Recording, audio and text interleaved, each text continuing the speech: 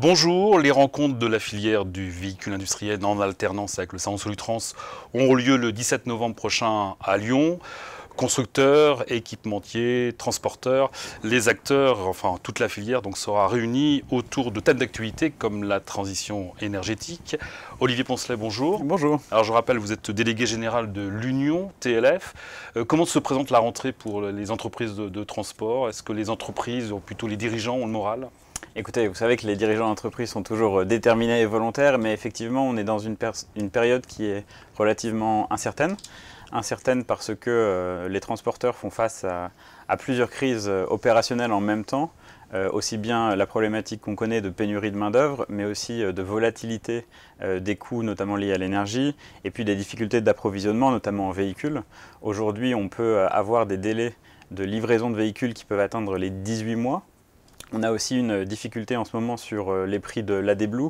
Donc c'est tout un tas de, si vous voulez, de circonstances qui fait que les dirigeants du secteur sont aux manettes, sont engagés pour répondre aux besoins de leurs clients, mais aussi attentifs à l'avenir. On a un ralentissement côté activité logistique depuis quelques mois. On sait qu'on a une contraction de l'économie, voire même une stagnation qui pourrait arriver dans les prochains mois. La crise énergétique qui se profile fait que les dirigeants du secteur sont attentifs et vigilants, et c'est aussi le rôle de nos organisations professionnelles de les accompagner au mieux dans cette période d'incertitude. Alors, il y a la problématique également du tarif du carburant. On le sait, le post-carburant est important au sein d'une entreprise de transport et de logistique. Est-ce que les ristournes proposées par le gouvernement suffisent-elles ? Alors effectivement, le sujet du carburant est extrêmement important. On a eu une envolée des prix du carburant récemment. Vous savez que le carburant représente le deuxième poste de coût pour les entreprises et c'est à peu près 25% du coût de revient pour notre secteur. Et comme vous le savez, les marges des transporteurs sont très faibles. Donc il y a lieu de se mobiliser fortement.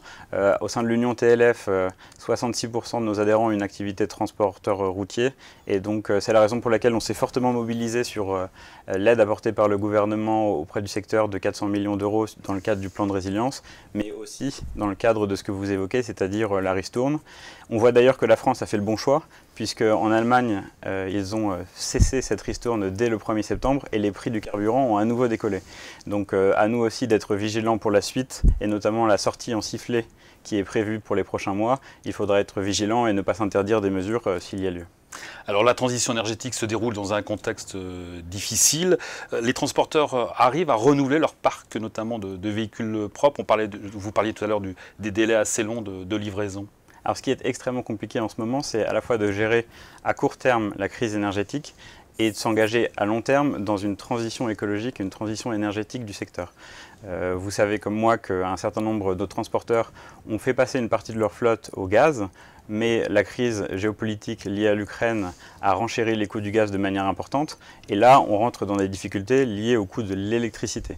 Donc c'est autant d'incertitudes qui pèsent sur le secteur. Donc c'est important qu'on puisse l'accompagner, qu'on puisse lui donner les garanties de viabilité économique et d'horizon de viabilité, de visibilité sur le coût des carburants.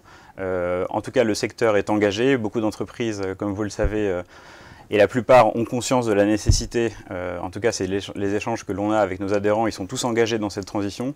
Maintenant il faut qu'on les accompagne pour la réussir et cette question-là est extrêmement importante.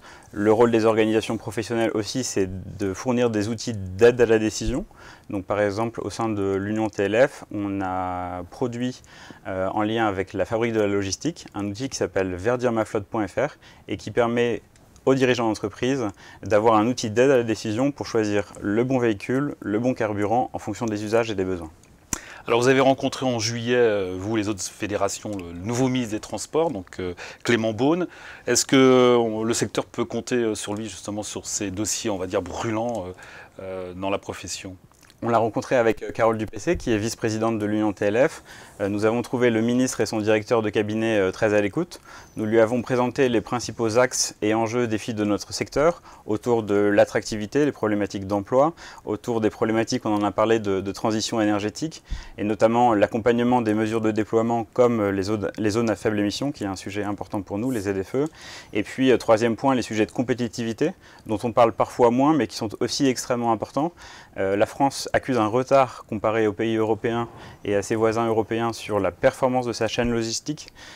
C'est important aussi d'accompagner une optimisation des flux, ce qui permet à la fois de renforcer notre secteur, sa force économique, sa vitalité, mais aussi de réduire les émissions de gaz à effet de serre, et notamment si on réussit à réduire les distances avec une meilleure implantation des zones logistiques connectées avec les principales zones portuaires, aéroportuaires et zones industrielles.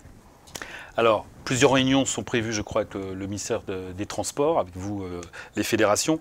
Vous pensez que le secteur est bien entendu, notamment pour la feuille de route sur la transition énergétique? Alors, on travaille étroitement avec l'administration sur ce sujet, depuis la task force qui a été lancée dès 2021.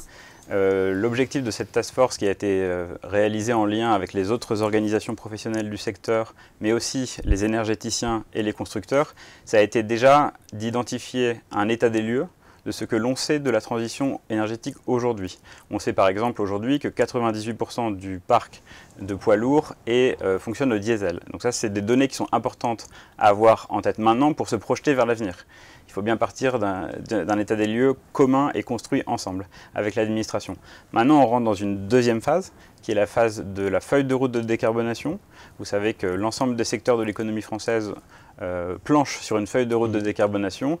C'est aussi le cas de notre secteur. Donc on est en train d'identifier très concrètement les leviers et les actions que nous pouvons engager pour faciliter et se donner une visibilité dans les prochaines années.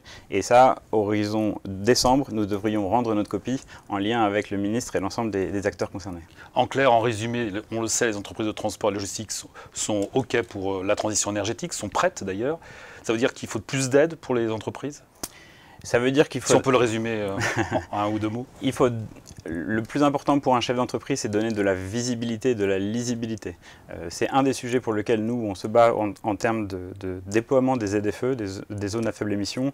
Aujourd'hui, on a des calendriers qui sont divergents, qui ne sont pas harmonisés sur l'ensemble du territoire. Et donc, on a une problématique aussi d'assurer que ces calendriers sont réalistes, compte tenu à la fois des possibilités de production, de distribution de l'énergie, de production, de distribution des véhicules, et puis de viabilité économique à travers les TCO des véhicules. Donc c'est l'ensemble de ces données sur lesquelles il faut pouvoir apporter des garanties au secteur. Ensuite, bien sûr, des outils d'incitation, d'aide publique peuvent faire levier pour aider les transporteurs à basculer une partie de leur flotte, mais c'est un ensemble d'outils qui doivent être mis à la disposition des dirigeants, et surtout c'est l'ensemble de la chaîne de valeur, des constructeurs aux énergéticiens en passant par les acteurs qui doit être concerné.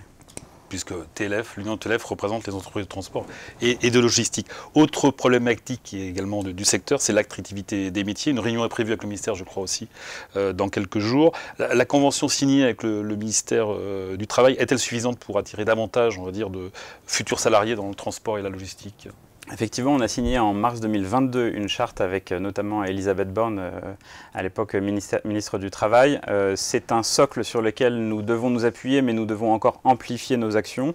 C'est la raison pour laquelle le directeur de cabinet du ministre du Travail, avec les organisations professionnelles du secteur, avec les acteurs publics de l'emploi, mais aussi avec les acteurs comme l'OPCO ou l'AFT, on se mobilise collectivement pour identifier l'ensemble des leviers qui peuvent être activés. On a des sujets de communication, déjà beaucoup d'acteurs y travaillent. Nous, au sein de l'Union TLF, on a des délégués régionaux qui vont dans les lycées, qui vont dans les collèges, sur le terrain, expliquer. Les entreprises elles-mêmes font beaucoup de choses pour améliorer les conditions de travail, mais aussi pour ouvrir leurs portes et faire de la pédagogie sur ce qu'est réellement notre secteur. Et l'ensemble de ces actions, on a aussi avec la DGITM des sujets liés et avec l'État en général sur la délivrance des permis de conduire. Donc on a beaucoup de leviers, l'ensemble de ces leviers sont en train d'être cartographiés. Et on a une prochaine réunion en octobre sur laquelle nous pourrons avancer et répartir le travail en fonction de la place de chacun. Olivier Poncelet, merci. Et rendez-vous donc le 17 novembre pour les rencontres de la filière du véhicule industriel donc à Lyon pour cette, on va dire, édition 2022.